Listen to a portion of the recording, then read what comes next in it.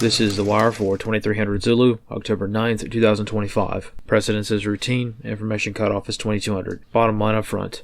Peace deal allegedly settled in Middle East. Pakistan blamed for Kabul airstrikes. National Guard presence continues to increase in Chicago. Beginning with international events, in Afghanistan this afternoon, multiple explosions were reported in downtown Kabul as Pakistan carried out airstrikes in the capital city. Analysts comment. So far, Pakistan has not confirmed the strikes. However, tensions between the two nations have been rapidly deteriorating for several months. The two were hosting diplomatic talks as recently as today regarding the suppressing of terrorist activity, which has been making its way from Afghanistan through the federally administered tribal areas or FATA and into Pakistan proper. These talks failed after Pakistan was not convinced the Taliban was serious about internally policing their own people with regards to counterterrorism. On the home front in the United States this morning, a large-scale Verizon outage was reported around the country. The outage lasted about an hour and no cause for the outage has been disclosed by Verizon. In Illinois, National Guard deployments to Chicago have continued to trickle in over the past few days. A total of roughly 500 soldiers are now deployed in static defensive roles to provide security for federal buildings. The ICE detention facility in Broadview, the site that has been a major target for riots, has also been reinforced and fortified more over the past few weeks. In Washington, D.C., yesterday evening, the White House announced that both Hamas and Israel have signed the peace agreement as proposed by President Trump. The deal now moves through various phases involving hostage release or prisoner swaps and the withdrawal of Israeli forces from Gaza. In a televised address, Khalil al-Hayya, the highest-ranking Hamas leader that is still alive, declared an end to the war. Analyst comments for this wire. Anytime a tenuous peace is agreed to in the Middle East, a general state of uneasiness follows forthrightly. Of course, years of war coming to an alleged end is a positive outcome for the stability of the region, but one must take care to not count the chickens before the eggs are hatched. Despite the overall tone among many being the welcoming of peace, there are still many on both sides, especially those who aren't actually in the war zone, who do not want peace.